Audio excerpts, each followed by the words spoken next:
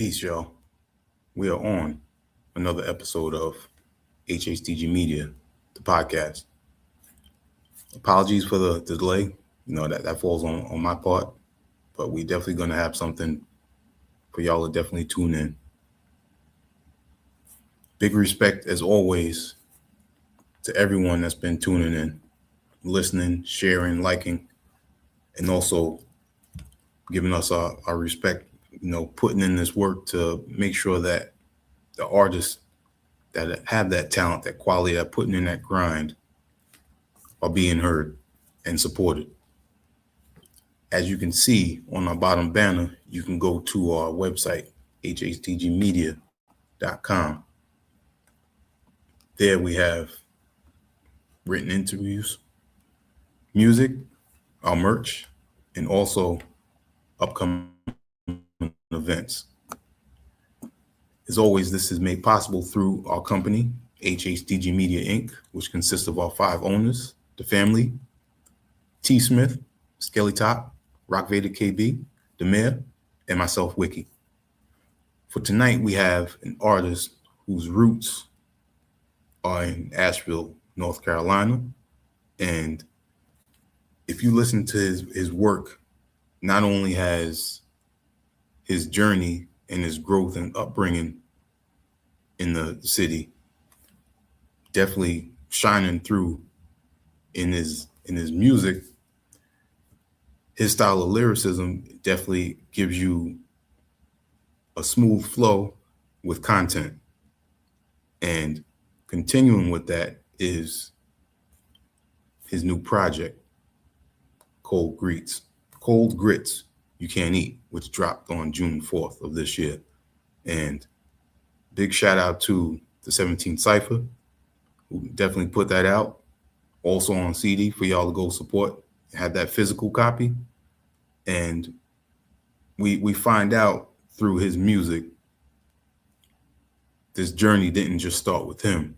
This journey started with inspiration, motivation, and his father, who we'll be talking about, played a big part in that. And we'll find out about how far the rabbit hole goes with the genes with the music. So aside from that, he's been doing his thing, definitely, besides this. If you've been checking out the 17 Cypher, you're familiar with The Bridge. And on volume 3, he had that solo joint, Coma. You definitely need to go take a listen to that, really deep diving, just zone in on what he's been talking about on there. And the production definitely fit him on for that. There's other projects he's been guest featured on, like Ma and Cash Flow. And he was on the title track, Blessed. Definitely go check that out as well. And with artists like him, with his type of talent, you can notice, and I guess because I'm getting older too, you can hear that growth I was talking about, that maturity. And when it's that type of music, it resonates differently and you appreciate it even more. So it doesn't come off, a lot of people say preachy. It doesn't come off that way. It just comes off, dope music from a talented MC. And that's really what we look forward to. And we'll also get into, what it is to be humble in this game that'll eat you up. So without further ado, I'd like to introduce for the first time on HHDG Media Inc., Rique Wit Da Wickz. Peace. Peace. How you doing? Doing good. I'm doing good. Thank you for having me. Absolutely. Before we go into the new album, Cold Grits, You Can't Eat, let's talk about the importance of Asheville, North Carolina for you. The importance of Asheville, North Carolina for me. Asheville, North Carolina, born and raised. A little country mountain boy. The importance is family oriented, street poverty. You know what I'm saying? Had to become a product of my environment. Had to adapt. Had to grow up. Believe it or not, small town like that. Still had to grow up fast. Seen a lot at a young age. I'm an '80s baby. So I come from the crack epidemic era, and I came up in the early '90s and I was born in 78, early 2000s and stuff like that. So but Asheville is I live it. I breathe it. I bleed it. I keep it in my lyrics. I just always want to remind myself where I come from and where I'm going, so to say. And I'm just trying to go places I've never been with the, you know what I'm saying, with my music, with my sound. And and I just want the world to know about Asheville, North Carolina. I hear that. Now, with what you just said, and a lot of people want to talk about where they grew up at. Yeah. Everyone has their distinct way of speaking on it, but you give a glimpse in a way that, as if I'm reading a book, so I can visualize from your words. And how important is that for you to hear that from a listener of your music? Oh man, that's super important, and thank you. That is, but that's super dope. That's super important because as the artist and when I'm creating, that's ultimately the reaction that I'm looking for and that I'm trying to pull and grab from this fan, for a new or old fan. Mm-hmm. That's what I'm trying to grab. I'm trying to I'm writing this material, and I'm trying to paint this picture. I'm trying to paint the picture that I've seen and been through for a complete stranger that doesn't know me. And it's so exciting when they actually hear, and then they give me a response like yours as such, and I'm like, whoa, that's dope. Like I did that. Accomplished. Yeah, that's real dope for me. Yeah. Okay. Cool. Now, how was it? The music that you heard growing up, and this is kind of a segue into speaking of your father, who is in the music and was originally from New Jersey, correct? Yes, okay. Correct. No, Break City. Yeah. Break City, yeah. Well, my music coming up, a lot of oldies. My grandmother, she would play a lot of oldies every weekend, Saturday and Sunday, cleaning days, church days, stuff like that. So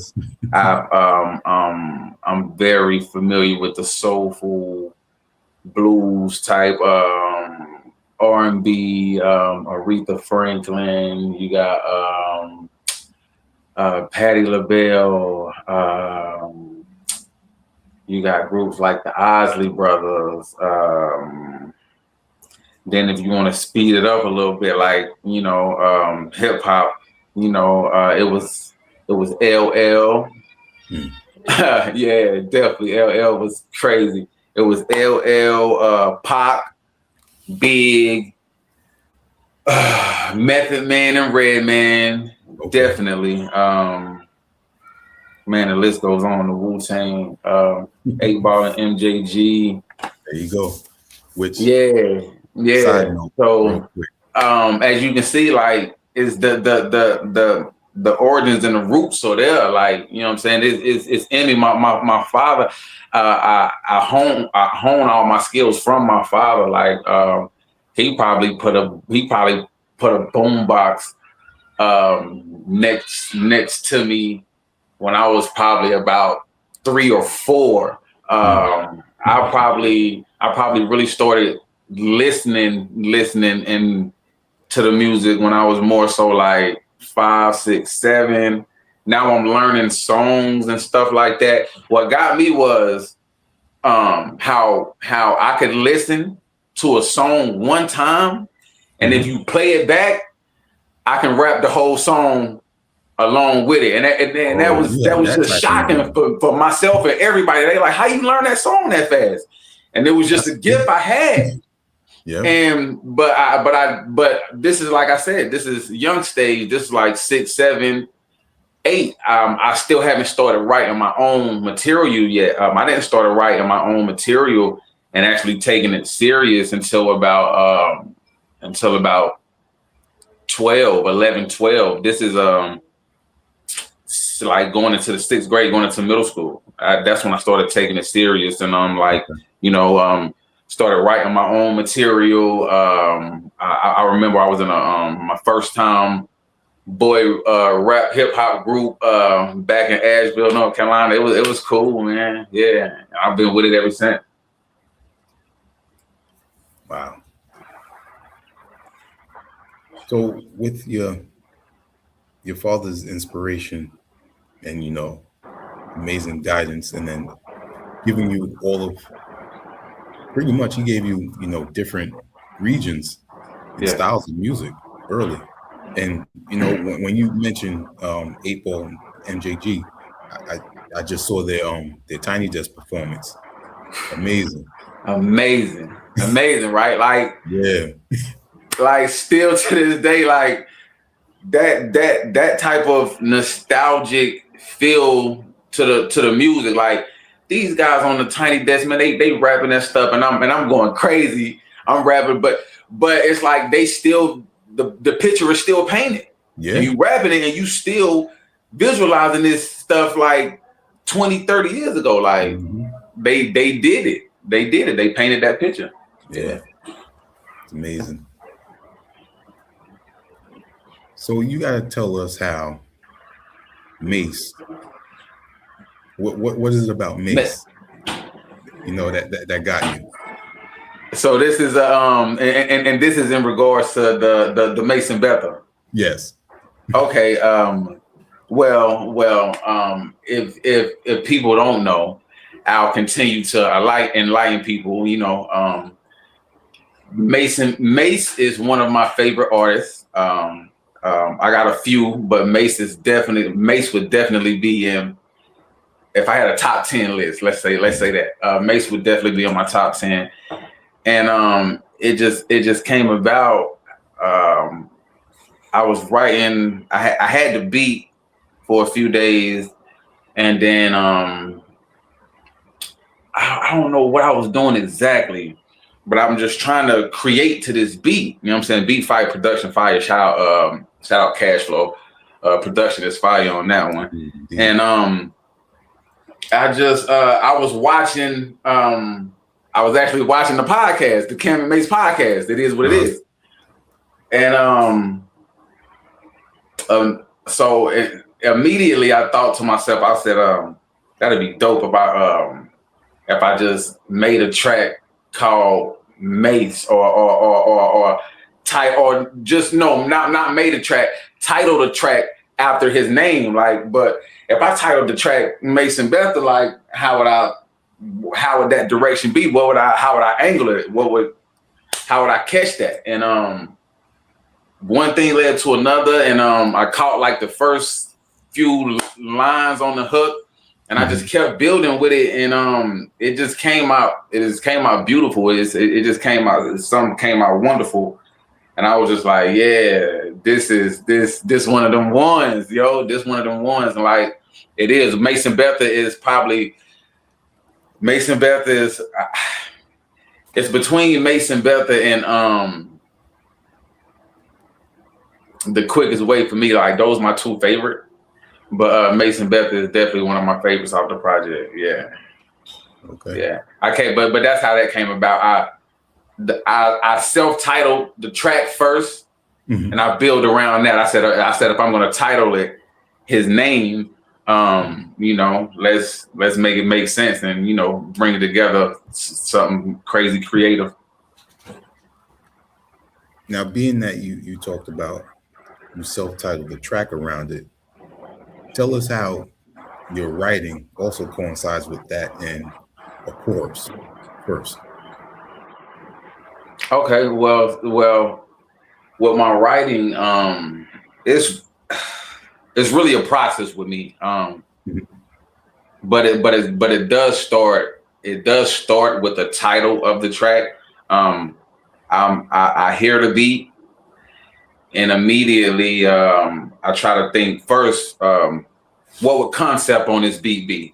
What direction am I trying to take it? So that's gonna help me get the title of this track before a little faster. So once I catch that, and I'm like, okay, let's name it this or name it that.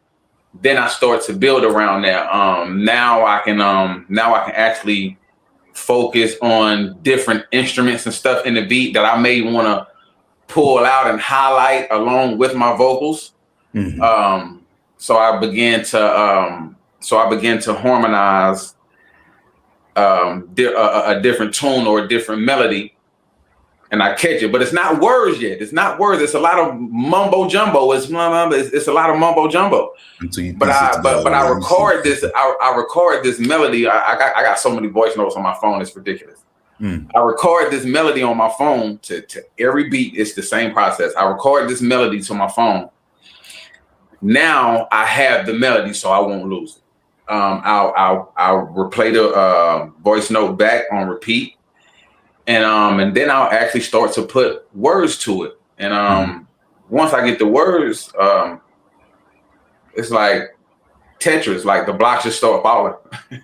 Like literally, the blocks just start falling. Once I get the words to the melody, it's like now we building, now we cooking, and that's the creation process for me. Yeah. All right. Yeah. So tell us tell us what was the reasoning and possible transition from going by the name Rique to Rique Wit Da Wickz. Okay, so Rique Wit Da Wickz. Well, it's a powerful meaning for me. It's symbolic. It has to do with my hair, my strengthener. Because I do believe that's a black man. One of a black man's strengtheners is his hair. And I've had hair all my life, and I've had my wigs for about 4 years now. But I was going through a transitional phase. Okay. And I was previously going by either Rolls Royce Rique or TOMG Rique. And but like I said, I was going through a transitional phase. I had just left. I was just trying to leave a lot of stuff behind, and so I was trying to recreate. And I understand. I actually went through a few names, and I can't remember all of the names, but when I do remember when I came up with Rique Wit Da Wickz, it hit. I was like, because I wanted my name, because my actual name is Tariq. So I wanted my name in my stage name as well. Right. But I also wanted to keep it stagey. I wanted it to pop. I wanted it to be, what it was. And it was just like Wickz. At first, that's what it was. At first, I thought about Rique Wicks or Rique, something crazy like that. But it was like, nah, I gotta make it. And then it was like Rique Wit Da Wickz, and I was like, I bet. And when I told my man, he was like, yeah, that's the one, bro. And we ran with it, bro. And I'm glad I did. Yeah. entertaining purposes. Yep. But yeah, it's my Wicks though. Like everybody be like, what's with the Wicks? Like I'm Rique and I got Wit, so I'm Rique with the Wicks. Like because it's a lot of Riques. It's a lot of Tariqs or just Rique Tyreeks. It's a lot of Riques. Yeah. So I'm Rique with the Wicks. You can't mistake me for nobody else. I'm, you know what I'm saying? Or just call me Wicks. Yeah. I got you. With that transition, was it also, family? Was it also, just you seeing a new perspective in life as well? A little bit of both. It was. I think it was a little bit of everything. Growth. Yeah, definitely growth. And it was just like, yeah, it was like probably more so than anything. It was I would say growth. That was a good one for me. Yeah, growth. It was just like I was going through a growth period. Like I just I wanted to outgrow a lot of old or bad habits, whatever that was. And that's what it was for me. Yeah. It was a growth period during that transitional phase. And yeah. Okay. Because if you listen to songs like Fully Loaded, Latch On, listen to your work now on Cold Grits. Cold Grits, yeah. You definitely you hear the difference. Yeah. A major difference, a huge difference. Yes. Like, and those are and Fully Loaded, and those are some of my favorite songs in that time. But like I said, the is like you said, bro. The difference, you hear it. It's you undeniably hear the growth in the transition from those records to the records on this project, and that's the trajectory that I'm trying to continue to go. I'm trying to continue to go up and level up in that area. I got some more fire coming. I got some more heat that I'm that I'm excited about dropping and delivering now. Now that I'm, now that I finally got the first one out the way and stuff like that. A lot of times we hold ourselves back, and that's what I was doing as well. Just with my overall craft and my career and stuff like that, I would just hold myself back, just being afraid for so many different reasons to just release the music, to just release the music. Like, bro, just release the music. I got you work enough. You got so much material. Just release the music. So that's where I'm at right now. Yeah, I'm ready. Okay. Do you feel that you're a perfectionist, or as you've gotten better with releasing the music and the quality and content, that you feel like you're at a caliber where you know what your bar is and your standard is before you go and put that out? Definitely. I'm definitely a perfectionist, to answer the first part of that question, and secondly, yes, definitely. Like I feel like, I honestly do feel like I've been working on my craft long enough to know exactly where the bar is and what expectations I'm trying to meet for any project or anytime I'm just simply in the studio creating, for that matter. Like I'm not going to be in the studio wasting nobody's time. Like I'm already knowing what direction we going with these songs and stuff like that. Like load it up. Like if we waiting on anybody, we waiting for the engineer. I can guarantee you we not waiting on me in the studio. So like, and we got to get it right. Like I'm not gonna rush it. Like if I need to redo this 1, 2, 3 times, like that's what we need to do for it to sound how I know it's supposed to sound. But like I said, I've been doing it long enough to know that, and long enough to have built the right relationships to deal with a certain individual on a repeated level. So you're not sound searching, dealing with so many different engineers and so many different people that don't even know your sound you trying to hit, or it's a lot behind that. But I've definitely mastered that. But it's always, don't get me wrong, it's always so much more to learn, and I'm always willing to learn more and more, and I'm eager to learn more and more every day. But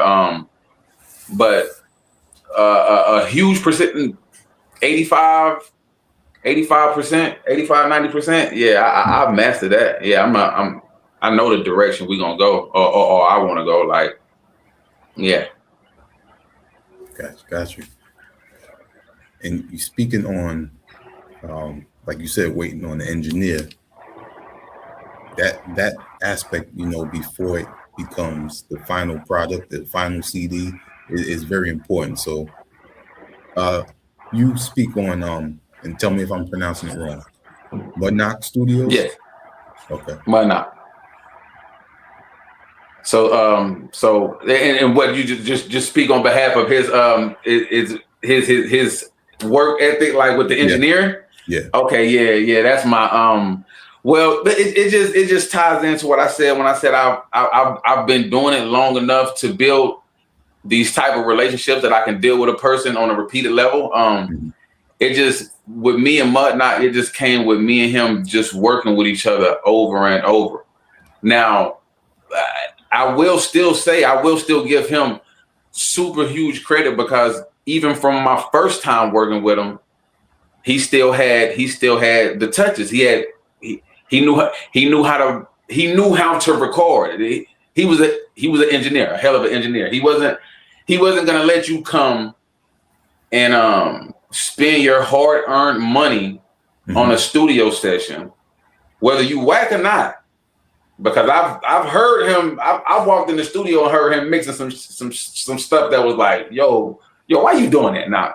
But that's his job. But okay, that's another story. But yeah, he wasn't the type that was gonna let you just spend your money to record some whatever and leave his studio. He was gonna make sure if you came to his studio and you paid him for the hours and what he charged for his rates, he was gonna make you sound like something before you got out of there. That's what I always appreciated about him. And since like I said, since the first time I worked with him, and his work ethic is super professional. And he works like a man. He just works 24/7 around the clock. Like, I'm like, when the fuck do you sleep? Like, but that's me when it comes to my creation. So I guess that's another reason me and him, really click like that. And he's a real music connoisseur, a real hip hop head, like really knowing his history about it. He's really in tune to what he got going on and stuff like that. Very helpful. Like I tell him, I said, not because I at one point I used to I had my own studio set up in the crib years ago, but I don't. But fast forward, I asked Knock, I'm like, yo, could I pay you for some sessions to teach me how to do small little knickknacks? I'm really trying to get back behind the boards. Like, I'm trying to get my engineering back on. No problem. Like, I'm like, what? Yeah, no problem. Like, he's not trying to gatekeep nothing like that. So Mudnock Studios, if you ever in Atlanta, Georgia, and you need a studio and you don't have a studio, Mudnock Studios is very affordable. First off, let me start y'all off there. A lot of people are like, damn, the studio it's very affordable, and it's a very professional studio, and you're gonna leave with a very professional sound. I guarantee it. That's great to hear. Big shout out to Mudnock. Big shout out to Mudnock. So, and while we're on the topic of you know, finding that core people, you know, that work with that, you know, have the same vision, see the same, you know, outlook on the music, the hip hop, the culture. Yeah, Um, this interview wouldn't be possible without harmony quality of the 17th yeah. Cypher. 17 So Cypher. tell us how, you know, that all came to be. Um, that came, that bridge got met through a mutual, like-minded, godly brother of mine who just recently passed, Doughboy Philly. Oh boy. All right. And yeah, Doughboy had bridged that gap. That's Doughboy. That Doughboy bridge for me. This is my story. Doughboy bridged the gap for me and Lean Capital, me and Harmony 17 Cypher, and that allowed me to lock in with Ma through the 17 Cypher and so forth and so Sure. forth. But All right. yeah, the 17th Cypher was through my man Doughboy Philly, man. He had a track. I don't remember. I wish I could call the track out, but he had a if I'm not mistaken, he had already had a track with Lean Capital. And you know, I'm trying to, if it's hot, I'm trying to get down. And I think I asked him, could I get down on a track, but it was already done or whatnot. Okay. But they had let me know. They was like, bro, Rique, you nice, like you one of those. You should be inside of the mix of what the 17th Cypher got going on. It's only like top notch MCs, and I'm like, well, bro, like, how can I said, how can I get the introduction? And they was like, bro, we gonna lock in with home, and we gonna see if we can bring you in and stuff like that. And sure enough, it was either Lean or Doe. They probably both did. They reached out to home and asked and told her about me, and they were, you know, was like, yo, we got a like-minded brother that get busy too, and he trying to get with the 17th Cypher, blah blah blah. That's and good. She was peace like immediately. Like I think she sent the beat pack through like that day. Like I was like, oh Wow. yo, and it was Yeah. some beats, like, you know what I'm saying? It was some heat. I'm like, oh, okay, they serious. And it started there, you know what I'm saying? And then everything just started clicking. I did one of my first joints, which was on the bridge, the Coma joint, and everything else was like up from there. Yeah. Amazing track. Yeah, thank you.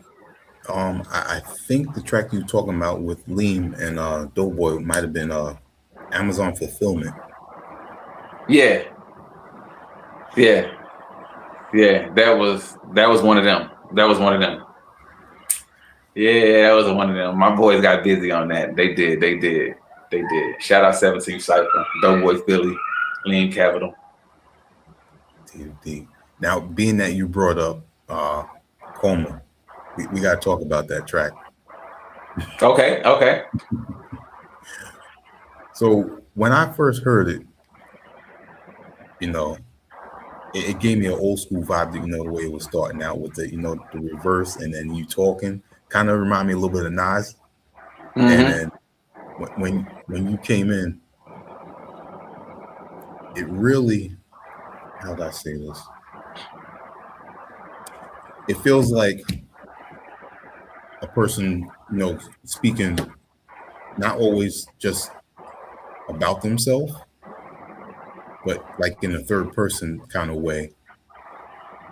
Like the person like physically can't speak, but mentally they're speaking. That's how I felt, you know, listening to the song. Wow. Okay. That's crazy. That verse, I'm just trying to let me catch it. That verse was I actually to be honest, I actually wrote that the first half. I didn't. The whole verse wasn't finished. I probably wrote the first 8 to 10 bars of that verse a cappella with no beat at all. I had no beat. And I caught that beat on one of the out of one of the beat packs that Home sent through. Well, no. She actually sent that one specifically. Like they wanted to hear how I would get down on that one. And I took those first 8 to 10 bars a cappella, and I just tried. I said, let me see if it will fit. And because in my head, I would say the verse slightly faster.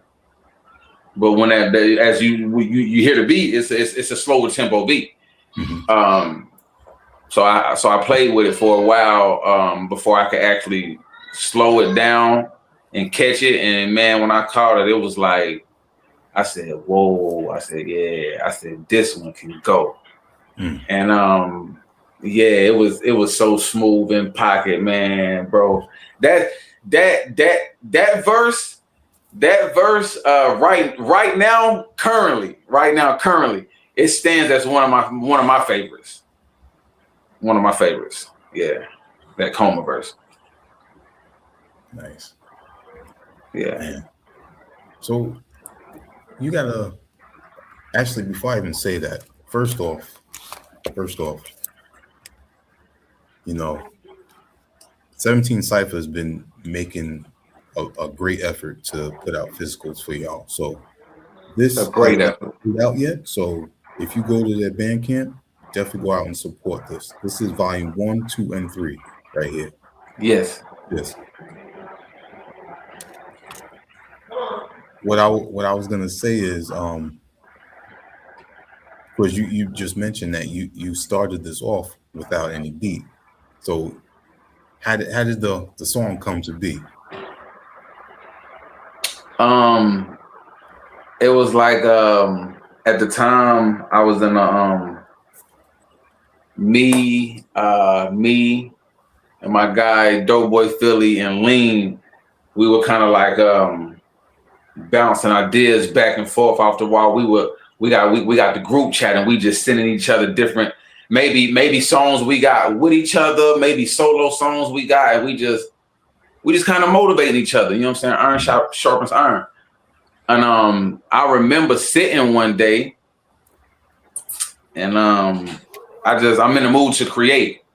And I get like this sometimes as well. I'm in the mood to create, but I don't necessarily want to listen to any instrumentals. Okay. But it's words words never stop moving in my head, like right now, literally. So I'm like, I want to create, but I don't want to listen to no instrumentals. So I'm just like, all right, and I just started playing with my phone. I pull out my rap notepad in my phone. I gotta, you know what I'm saying? Every artist should have their rap notepad. So I pull out my rap notepad in my phone, and I started playing with lines. I just started playing with lines and different things of that nature. I'm very hands-on. I'm very visual. So I can pull creation from so many different things. All I need to do is see or hear words or sounds like that. That's a creative process too. Like, you know, just for example, if I'm out riding and I see something, a dope slogan that may catch me on a bill, that may catch my attention on a random billboard, I may put that slogan in my phone and chop it up and break it up and word it and phrase it how I want to phrase it. You know, that's a creation. Yeah. So it was like that. And I was sitting at the house creating and came up with like I told you, like anytime I'm creating a song, once I get the first line, the rest starts to come so much more fluent and easy.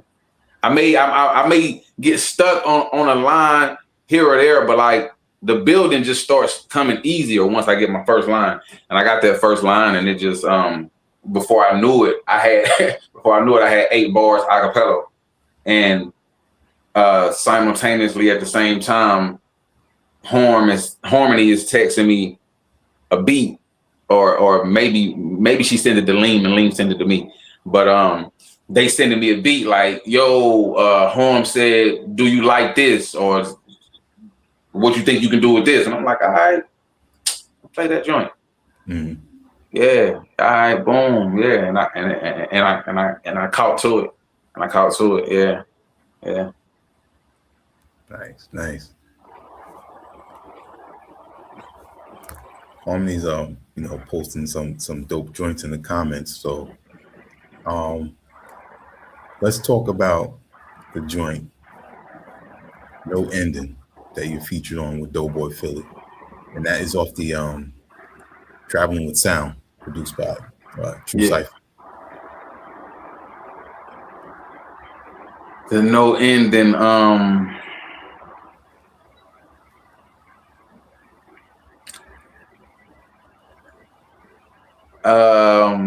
my bad. You gotta give. I had to. Cause that got my brother on it. Like I said, rest in peace, Doughboy. But that one he shared with me, and first off, let me say that Harm, 17 Cypher, the ear for the production, for the curation, like it's undeniable. Like, start off there. So when Doe shared his masterpiece with me, I think his part was already recorded, if I'm not mistaken. So it was easy for me. That was so easy for me to create off of, and more so because it was my brother. We always have great chemistry when we record together, and we always try to bring the best out of each other.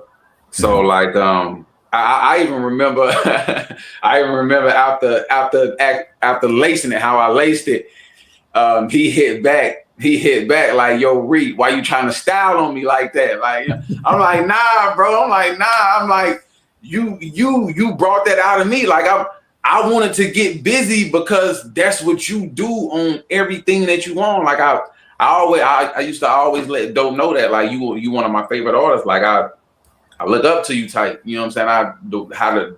The way you create and stuff like that is just it's masterful. If you never got to see it behind the scenes. And but yeah, he was like, I remember that conversation. He was like, yo, Rique, why you try to style on me?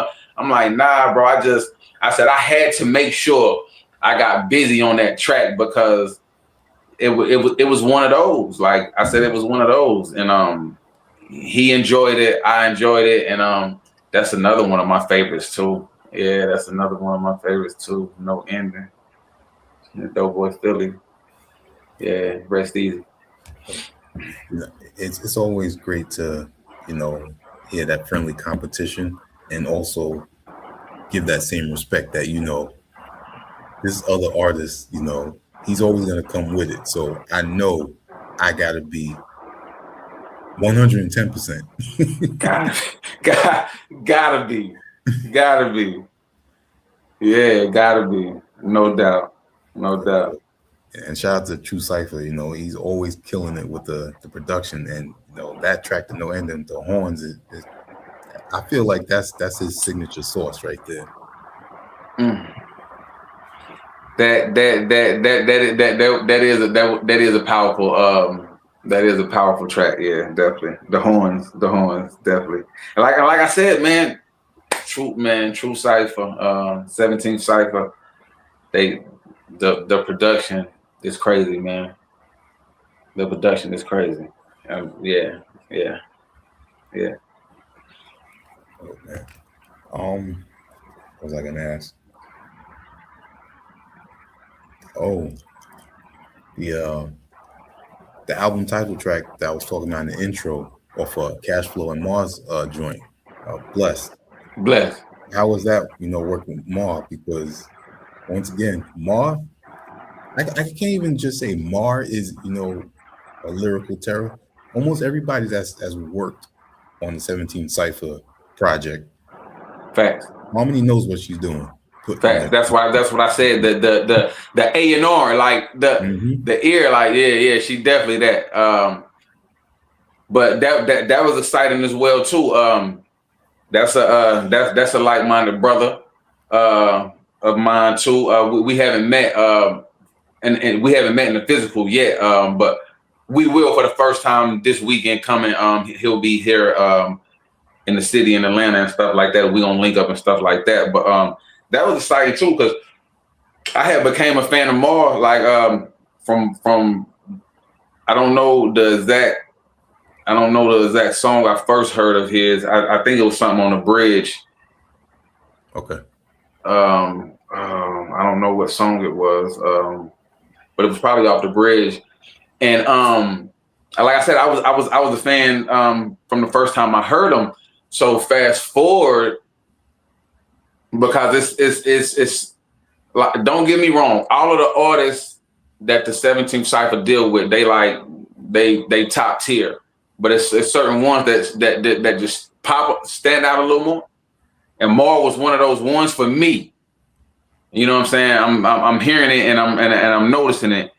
And I think Lean had a track or two with him.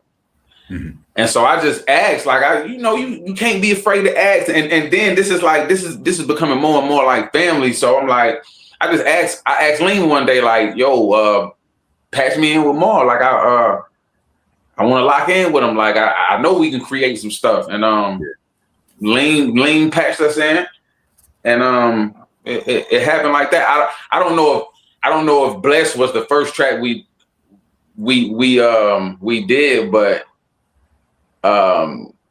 it happened like that because I know Bless Mar sent to me directly. Like he was like, he sent it to Harm and Harm sent it to me, like, and she was like, yo, Mar want to know what you think about this. And I'm like, what?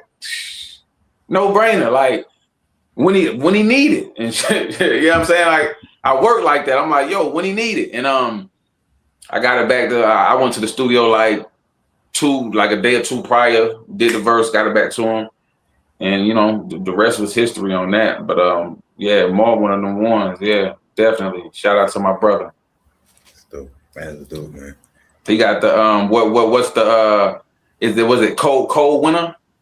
What's the project he got out? He got a few of them out. It's the Cold something. Forgive me. It's in my playlist. I had to look it up. I'm gonna catch it. I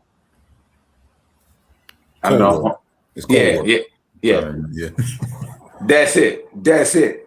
When I played that on repeat for some days. Like I played that like top to bottom. I played that on repeat for some days, and I was like, that project really turned me up as an ultimate fan for Mar. Like, yeah, that's crazy. The production on that, ooh, yeah. Shout out to Work Scorsese. Yeah. Yeah. Mm-hmm. Now, the bigger question is, a lot of artists throughout their entire career don't get, I wouldn't say it don't get, they struggle with proper chemistry with their circle of people that they have around them. All of y'all, been blessed, to link up with the 17 Cypher.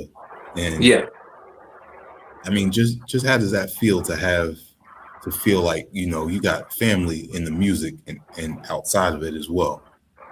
Yeah, like it's dope for me, man. And I'm blessed that I was even able to be aligned with the right people to get linked in and put in place, because it's a lot of who you know and not what you know.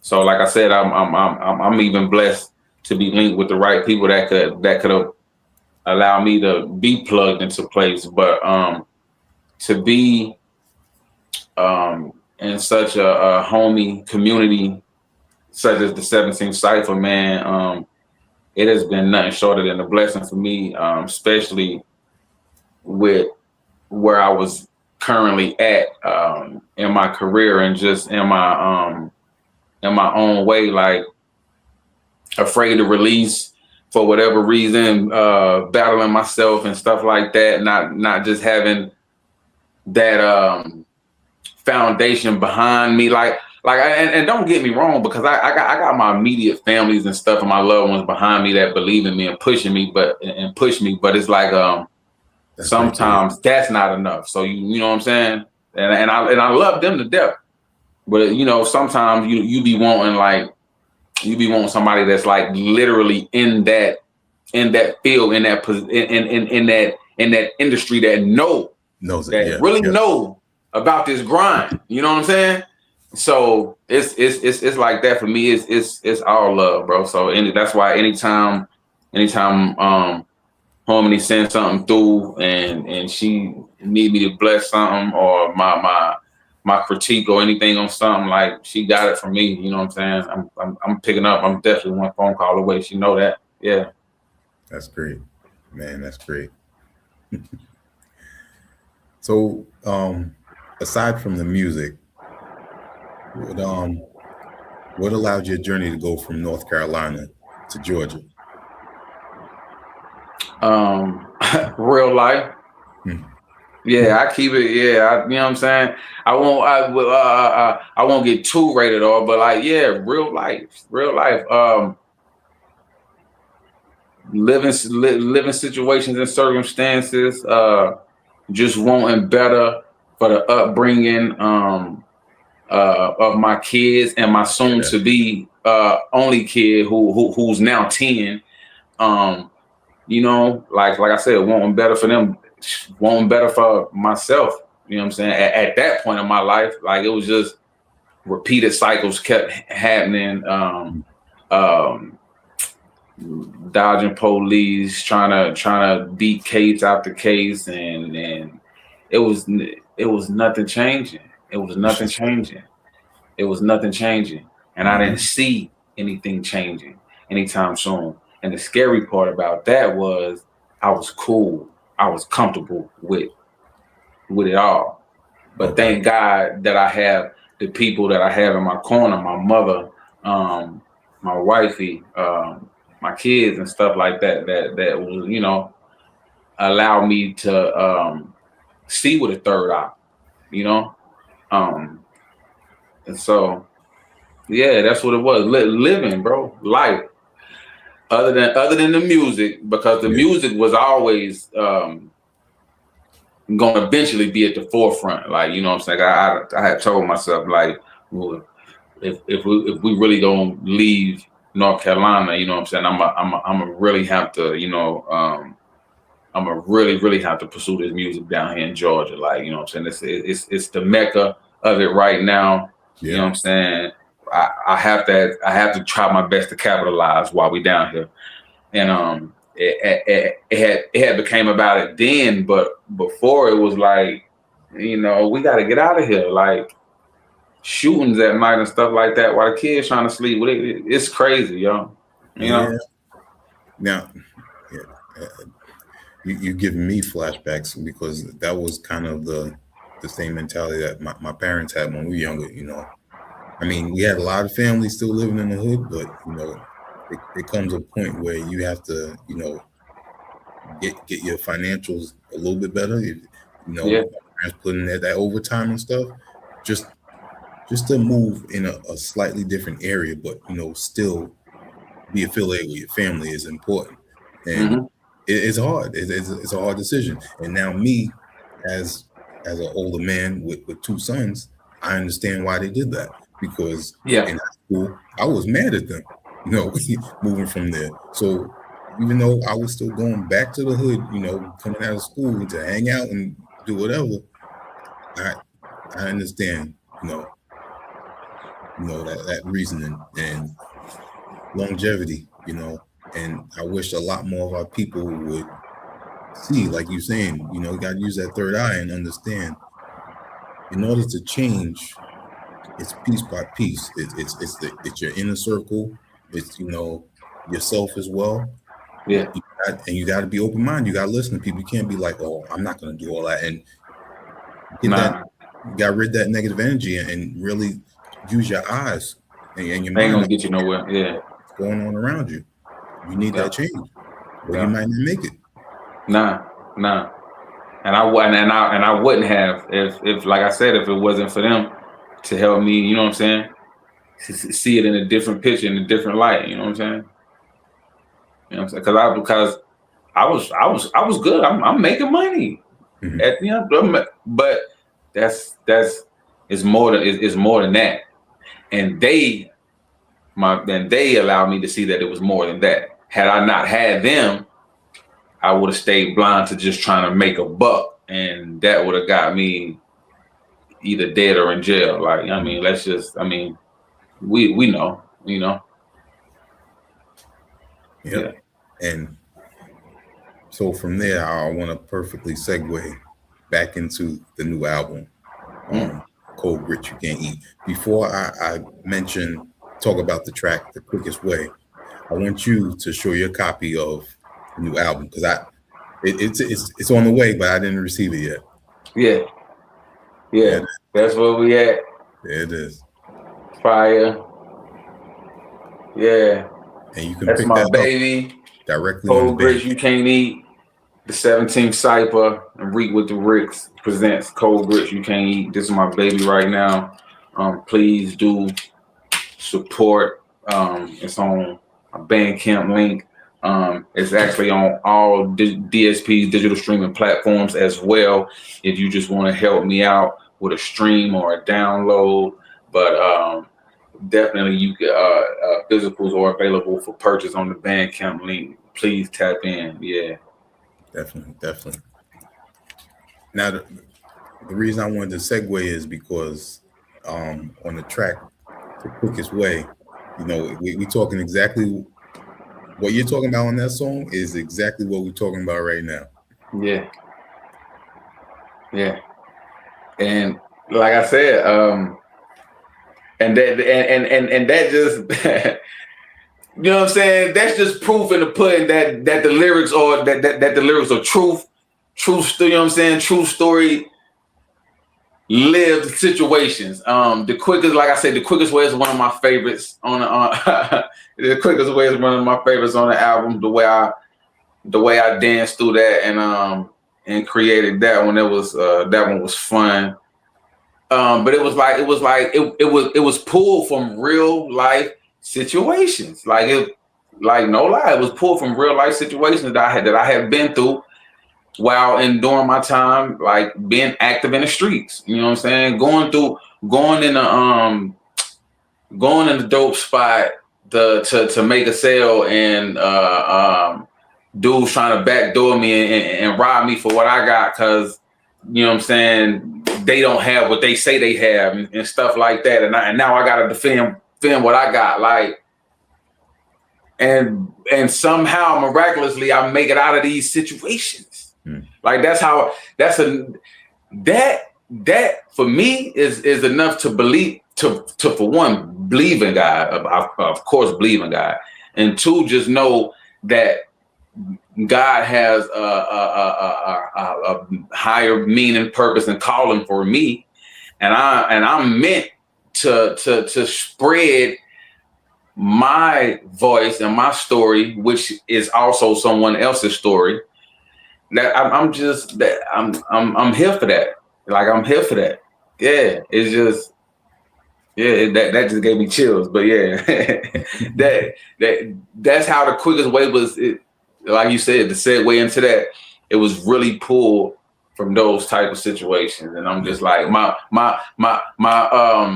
mother's still in the phase 20 plus years later, because her mother passed, because my grandmother passed, and then I still get emotional at times when I see her face and a tear roll down my face. And come on, these are the bars in the song that is, and this is something that another young man or another young woman has went through or is going through. Lost their grandma, and they don't know how to cope with it, and they trying to deal with life, and they trying to figure out a way how to hustle up some money, et cetera, et cetera. Like, I mean, you know, that's the picture, you know? Yeah. You gotta love it, bro. You gotta love it. Now, the meaning, I want you to break down the meaning of your album, you know, Cold Grits You Can't Eat, and also explain how vast, as you mentioned before, it's called hustlers music. Yeah, so Cold Grits You Can't Eat, it's more so, now that I think about it, more so like it was metaphorically for like the grits is like a slang, a lingo term, trap term for crack or crack cocaine or grits, and it was just like I'm implying that I'm making some dope hits, and I'm delivering some dope quality music. You know what I'm saying? Like, and I'm tying all of this into my trap lingo and the way we talk and the way we express ourselves. And because I've always felt like, not to go off track, but to stay on track, I've always felt like I create trap music, but my trap music, it just sounds different. I feel like it sounds different just because I deliver it and I know how to create it differently, if that makes any sense. Yeah, it does. My trap song won't sound like the average trap song. Yep. But nonetheless, it's a hustler trap song, and that's how it came about. And but I wanted something. I wanted something so out of the box, just so eye popping. Like, what does that mean? What did I needed it. I needed an individual to question what it was about, whether that mysterious question was good or bad. I just need you to question what it's about, and I needed a name powerful enough to make that stand out for me. And I was we had just finished eating breakfast one morning, and the dishes and everything ain't got cleaned up yet, and it's the leftover grits in the pot and stuff like that. And now my mind starts to racing because I'm pulling from one word and I'm trying to build around it, and I see the grits in the pot, and I'm like, oh, and I just started trying to build around grits and dope, and it just I wouldn't say it came fairly fast, because I like I said, I wanted it. I had to really think about it and be strategic about it, because I wanted it to be intentional. And I hit with Cold Grits You Can't Eat. At first it was Cold Grits You Can Eat. And I was like, I said Cold Grits You Can Eat. It just didn't do it for me. But I didn't want to let it go. I said it's not doing it for me, but it's something about it. And shout out to Lil Wayne. Lil Wayne is one of my favorite artists too. And I remember it's a Lil Wayne interview. It's an old interview, but it always stood out to me. And Wayne said he said in an interview, one small word in a sentence can make the difference of that whole entire sentence. So if you ever in a studio recording and it's one word, he said, never be afraid to change one word, because that one word could make a whole difference. Like I said, now back to the title, Cold Grits You Can Eat. I don't like it. It feels weak. It's weak, but at the same time, it could be strong. I flipped it. I said, Cold Grits You Can't Eat. And I was like, what the hell is that? As soon as I thought about it to myself, I said out loud, what the hell is that? And then I laughed. I said, because that's the reaction. That's the reaction I want from the people. What the hell is that? And I ran with it. Cold grits you can't eat. Yeah, I ran with it.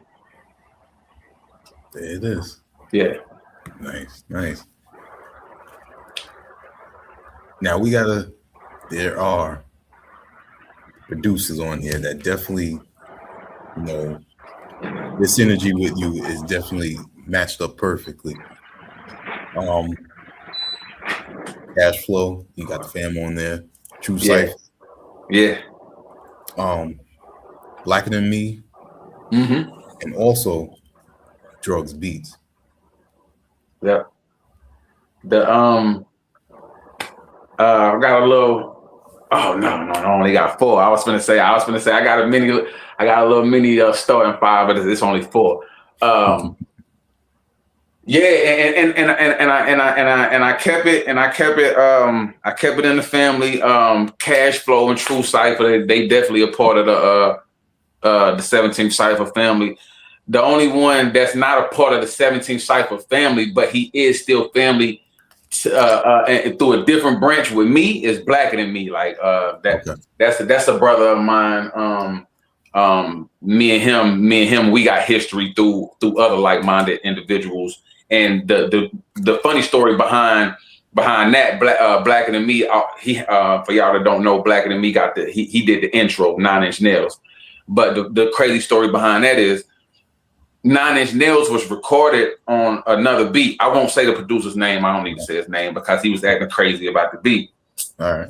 But because him and 17th Cypher, him and Horn they got a whole agreement set up. But like when I recorded the beat that was sent over, and we was trying to get it clear with dude, he just ghosted us. Like he didn't want us to use the beat. And all he had to do was say that, like at least be professional and say it, but he didn't say nothing. And just till this day, he still ain't said nothing. So I told home, I said, don't worry about it. I said, because this one is dear to me. I said, I really have to have 9 Inch Nails as my intro. I said, I don't want to try to re-record an intro. I'm not trying to look for. I said, this is the intro. So I hit up my bro Blacker Than Me. I said, yo, I got a track that I need you to remake for me. Can I send it over for you to listen and see what you can do with it? He like, all right, send it over. So I flew the track over immediately, and he listened to it. He hit me right back. He was like, yo, send me the whole session. I hit Mud Knock. I said, Knock, can you forward an email to a producer for me? He like, yeah, what you need? I'm like, can you forward the entire session of 9 Inch Nails over to my man? Knock sent it over, and within probably like a week and a half, Blacker Than Me had a new version cut back to me, and he sent it to me, like asking me what I think about it. And I'm like, bro, it's golden, let's go. And I was excited about it, and that's how that one happened. I'm actually glad it happened like that, but because I would prefer Blacker Than Me get the credit for the, you know what I'm saying, and the points on the project as opposed to the other producer. So it worked out. The universe made it, and God made it do what it do. Yeah. And then also, the features, you had the fam on there as well. Mar, Doughboy Philly, Liam Capital. Yeah. That was a layup. So about the Easy Money track, that was that's probably one of my favorites off the album. Just in its own lane. I know I said it's between Mason Bepper and The Quickest Way, but Easy Money is just in its own lane for me, and that's more so because that wasn't my track. That was Doughboy's. That was Doughboy's Philly track, Mm-hmm. and he blessed me with that one. And then Lean blessed me with his verse on it. Like he allowed me to keep his vocals and stuff too. So the guys blessed me with that.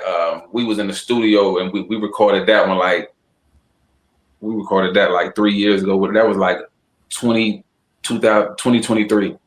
We recorded that track and we just left it alone. Fast forward now, I'm trying to curate the project, and I really want a song with my brothers on there, Doughboy and Lean, and I was just going through the archives because me and those brothers, we got a lot of songs, and then they will be releasing too.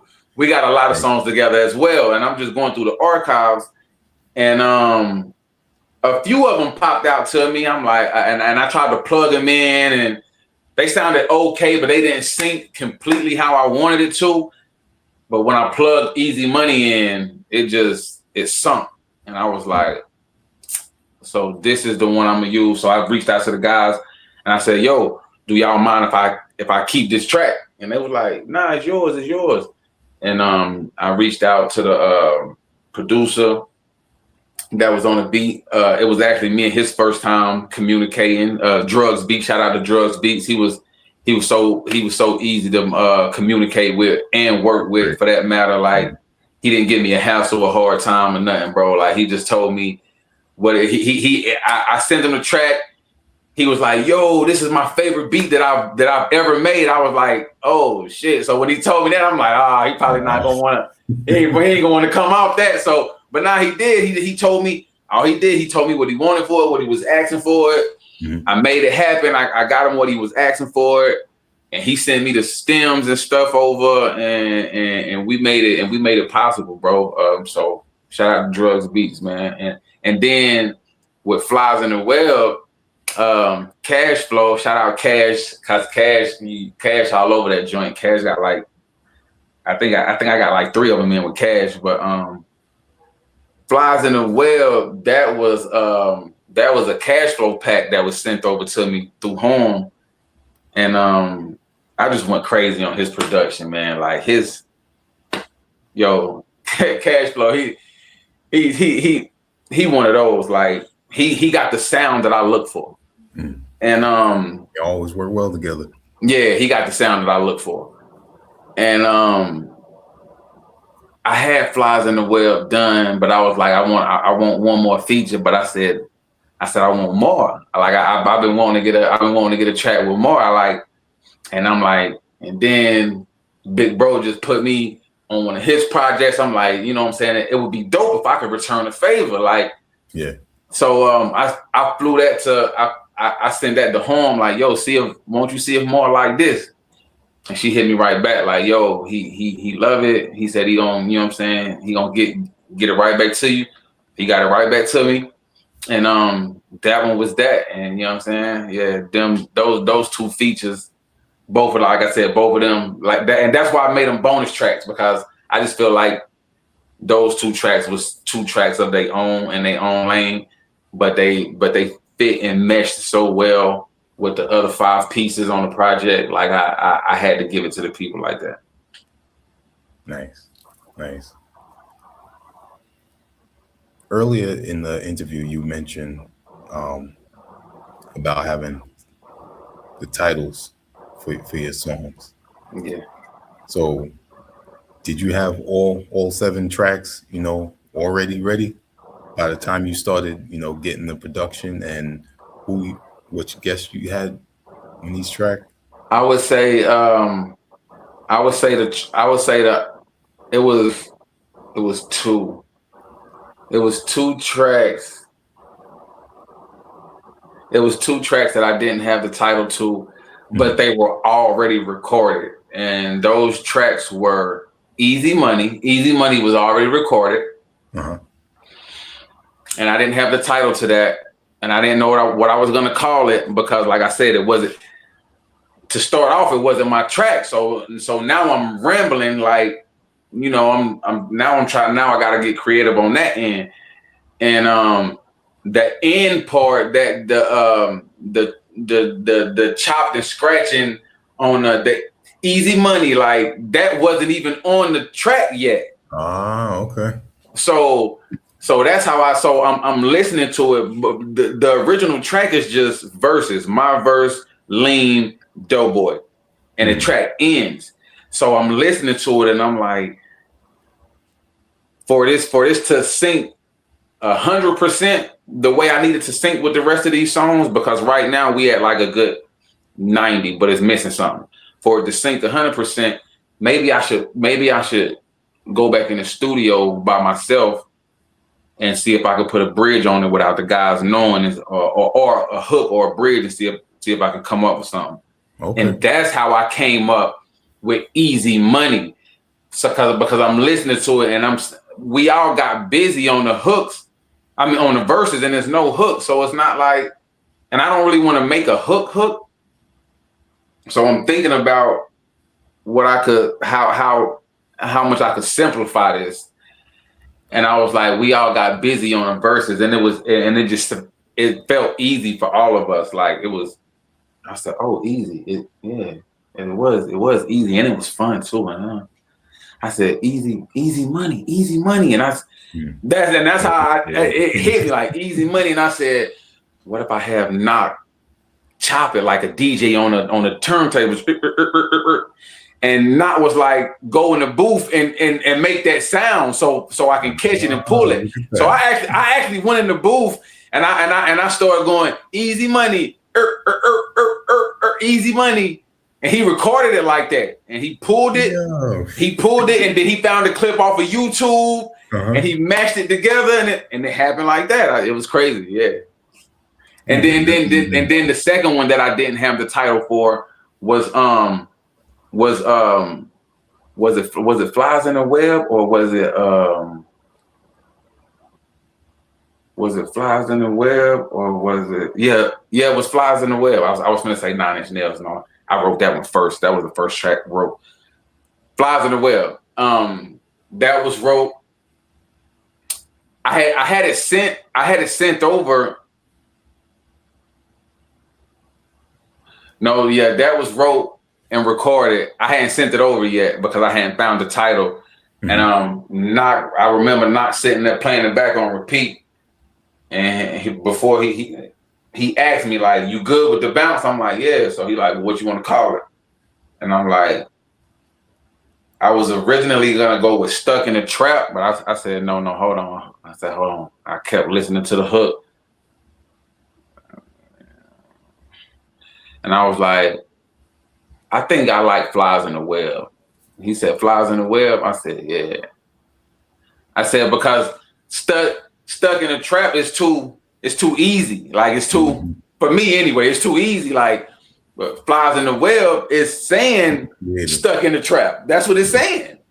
So I said, and that came about like that. And that was actually fire too. Like, I also see words and sentences and stuff different. So even when he typed it up and it hit the screen, Flies in the Web, like, I even seen it different. I'm like, wow, it actually looked cool too. Like, you know what I'm saying? They say us artists, we get a little weird with our art, like, you know what I'm saying? And I'm one of those. I'm like, yeah, that's fire. Flies in the Web, yeah. Man, that's dope. I like that you broke that down like that. Definitely appreciate that. Man. So yeah, y'all really put in some ill work for, you know, this album, Cold Grits, You Can't Eat. And I gotta give, once again, you know, after you tell me more about Mud Knock, I gotta give him a lot of props, you know, how you put the two of you, you know, y'all communicate, and the execution is there. So definitely. Shout out Mud Knock. And now I hear you recorded a video coming up. Yeah, man, I'm excited about that too, man. We got the first video installment edition about to drop off of the Cold Grits You Can't Eat. We just shot for Mason Betha, of course, the first one. We just shot for Mason Betha. I'm excited to release that to the people. I should have the first official promo reel floating around at some point this week. We'll probably drop the official video on YouTube and all other DSPs, Tidal, Apple Music, and stuff like that. By the weekend. I'm just waiting for the cameraman. He said he just got a few more tweaks on the edits. But we just wrapped up Mason Betha shoot, and this not this weekend coming, but the following weekend we'll be back in the lab shooting for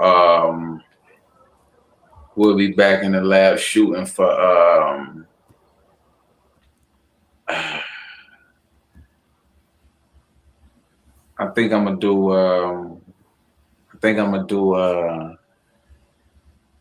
9 Inch Nails with a snippet of 90 Ball to end it. Yeah. Okay. Yeah. So we working, man. We and we just promoting the project right now, man. Cold Grits You Can't Eat. It is out right now on all DSPs, Bandcamp, exclusively for physicals and merch. And just please follow my movement, Rique Wit Da Wickz, on all socials, and stay tapped into different shows and performances that I got coming up. Because we performing live, we definitely hitting stages and stuff like that too. So good to hear. We're just working. There it is. That's you covered everything. You got the music, you got the videos, you got to do some performances, because the stage that's the next phase where you open up people's eyes and catch their attention even more. So much respect on that. Yes, they're gonna see me get busy live. Oh, it get crazy live. Yeah, I get busy. That's it probably could go neck to neck with actually shooting a video, but performing live, that's probably my favorite part of the artistry. Like from creating the song and being in the studio and traveling and this and that and this and that. When I get to perform these pieces live in front of the masses, that's everything for me. Yeah, that's great, man. That is great, man. Rique Wit Da Wickz, the album Cold Grits You Can't Eat is out now. You go to Bandcamp, you go to Rique's Bandcamp, you go to the 17 Cyphers Bandcamp. It's digital and the physicals. Definitely go out there and support that.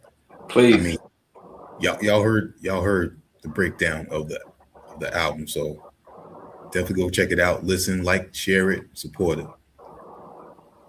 Thank you. And before we go, Rique, give your shout outs, let everyone know where they can reach out to you. Yeah, man. It's Rique Wit Da Wickz. That's Wit Da Wickz, WITDAWICKZ. Y'all can reach me on all socials at Rique_Wit Da Wickz.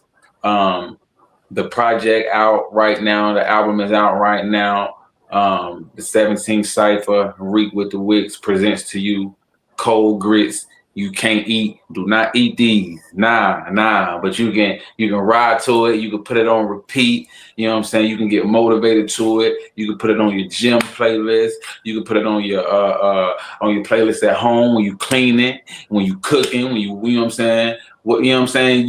You can get busy to this. You know what I'm saying? Yeah. Just please support the movement. And I'm active. I'm always active on my socials. So, you never know, man. You fall off and drop a comment or something like that, kid might probably get right back to you. You know what I'm saying? Drop a DM, I'll probably get right back to you. So, like I said, on all socials, Rique_Wit Da Wickz, pardon me. And like I said, the album is out right now, Cold Grits You Can't Eat.